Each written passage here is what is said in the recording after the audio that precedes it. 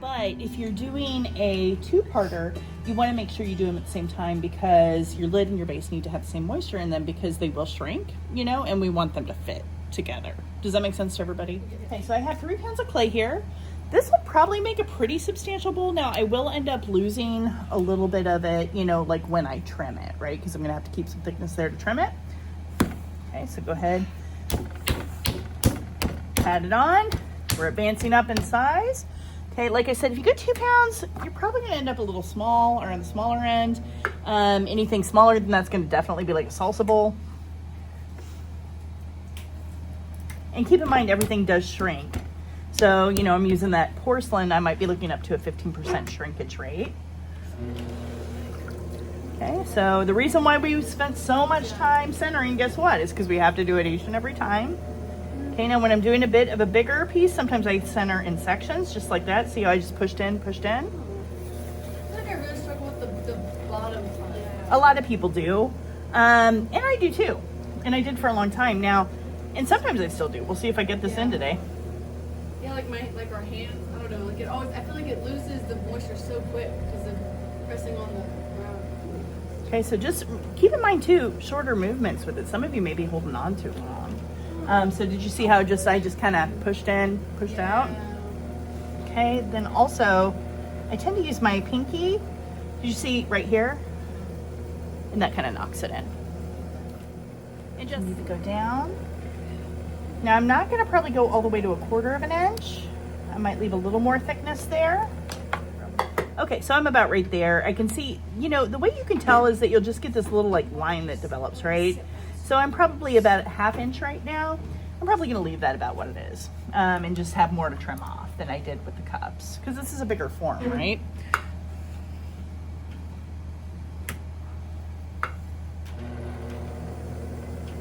Okay, so start to come out.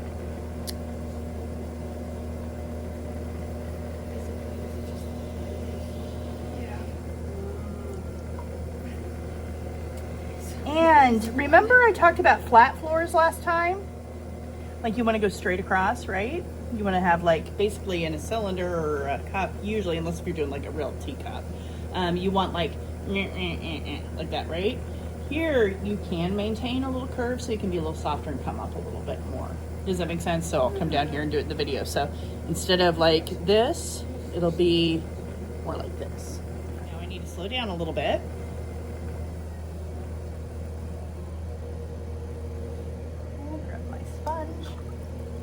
Water on there again. Maybe go a little slower than this. Okay, now remember how I talked to you guys about going in when we pull up, right? That's really important for a cup, and it's important for vases, a lot of different kinds of forms. Even a teapot usually starts kind of that way. But for this form, we can let the clay do more of what it wants to do naturally, which is kind of flare. Okay, so I can either think of going out, or if I just think of kind of going up, usually it kind of comes out anyway. Depends on if you want to have a more vertical bowl or a more horizontal bowl. Now, I will tell you, if you come out too far, like say if you get going, whee, out here, you'll end up with what's called an unsupported curve. So that's, where you have a horizontal line out here with wet clay, and that will not want to stand at times, especially if there's weight on it. So just be conscientious of that.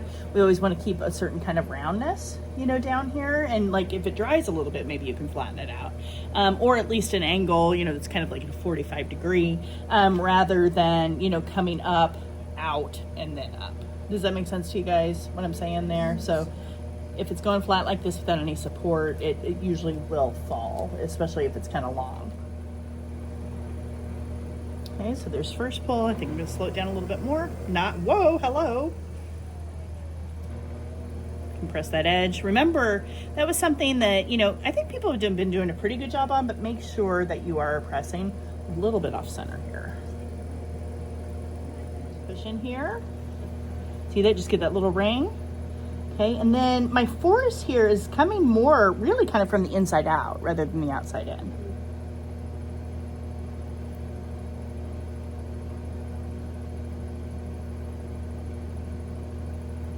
Notice I'm locked in with my arms.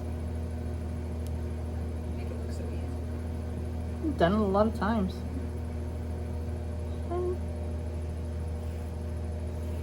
Still have a little more I can bring up.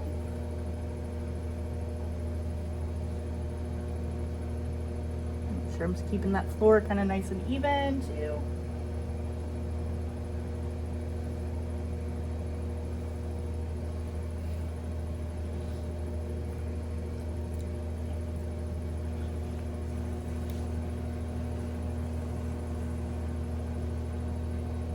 Once again, pressing from the inside out rather than the outside in. Loosening up a little bit. Did get a little bit, I can kind of feel like a U shape in there. I want the floor to be like really like I don't want it to be like this, you know, where it's like, Mwah. Instead I want it to be more like this. So I'm going to speed this up, spread out some of that clay a little bit. Just like the needle on the record method that I showed you guys before.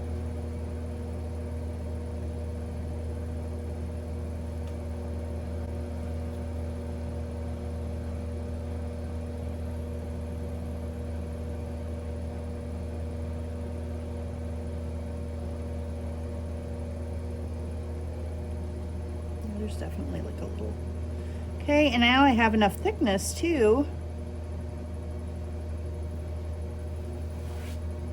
that I can start pushing some out.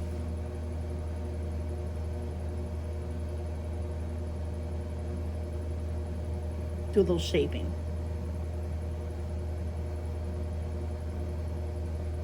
So I'm just supporting a little bit with my outside hand. Okay, now I don't want to get that unsupported curve going I was talking about.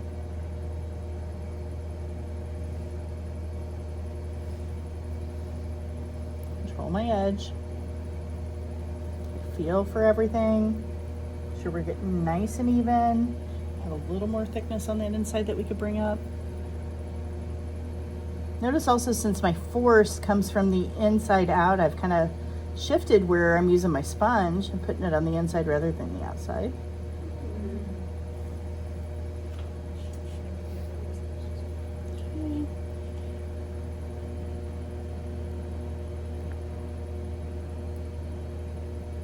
Air bubble just go. I felt something pop, but I don't know if it did the whole thing. Okay, yeah, start to get the shape I want.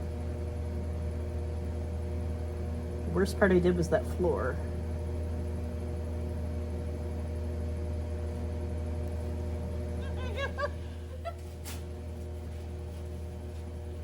I am unfortunately the person who's like, yay, sports ball. I'm not very good at athletics. Have you guys seen that like news thing of that girl standing outside of the sports game? I love sports. Yeah, it sounds about. Oh, yeah. Like beans or something.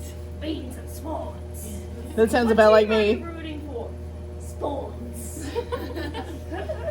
Sports. It's gonna be great in the replay. People are watching this. I almost bought a shirt once that said sports ball. All right, so can you guys kind of see the inside here? No. Okay, so go ahead, pop over real quick if you'd like to. Bring this up a little bit. Very so yeah, I nice. just have a nice little U there, right? Yeah.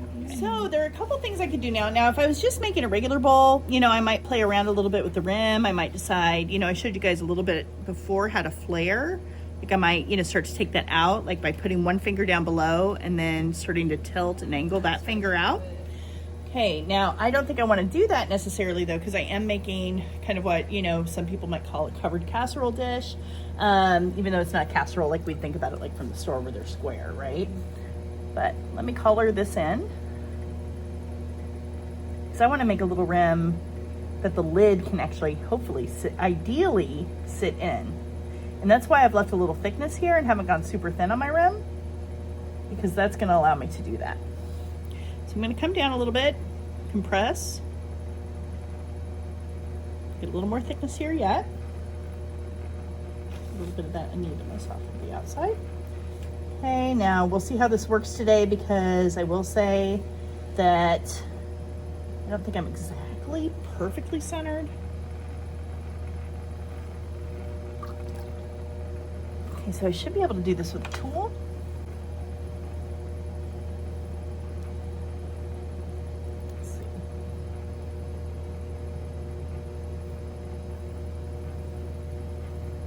So what I need to do is just lower this section right here. You guys see that? Yeah. And then I can use my finger if I want.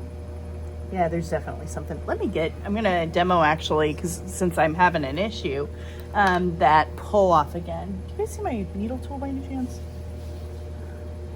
I didn't do that. Yes, I did. I am the warning to you all. Don't stick your needle tool in the bucket and then accidentally put it in there. Says the person who's been stabbed by people's needle tools when we've reconstituted clay. Oh. Yeah, it does not feel good. Okay, so let me bring this up a little bit, speed it up a little. Okay, so if you missed this last time, okay, if you have a little unevenness in your top, you should be able to pull that out. I'm just going in. It can be a little harder because it's a little wider. And in with your needle tool. You're gonna meet up with your finger. Don't poke your finger. I just Pull. stabbed your needle. Donut. That makes no more sense. And there it's off. Okay. Just come up with the back of the needle tool. Okay, I'm just gonna put my finger down here, roll that down a little bit, and create a little shelf.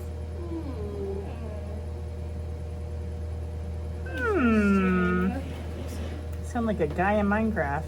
I have Villager. been playing a lot of Minecraft. Okay. All right, so you guys see that, right? Yes. Okay. Okay, now I'm just gonna refine this just a little bit. Okay, so I get this nice little area there. Okay, and then that one is basically, other than just having to dry it out, done. Okay, all right, so remember when you're using this, you come down with the point.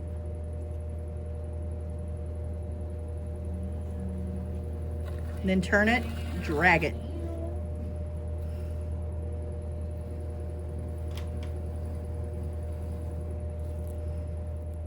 Okay, all right, so there's my bottom. I'm gonna go ahead, turn off my wheel, because this one's a little bit of a butt head. Okay. And then pull. Through. Okay. And I should actually do something before I move it. Okay, so if I'm making a lid, I need to measure for that lid. These are calipers. You can use them this way, or you can use them that way. Okay, they unscrew and loosen a little bit there, and then you can tighten them. What I want to do is measure out kind of my distance. I think I'm actually going to go this way because then I can just go around the other. Okay, all right, so I'm just measuring inside of this rim so that I can get at the widest point. There we go. Yeah, a little bit, yeah. Okay, and then I just put this to the side so I don't mess with it. Okay, and then I can move my pot.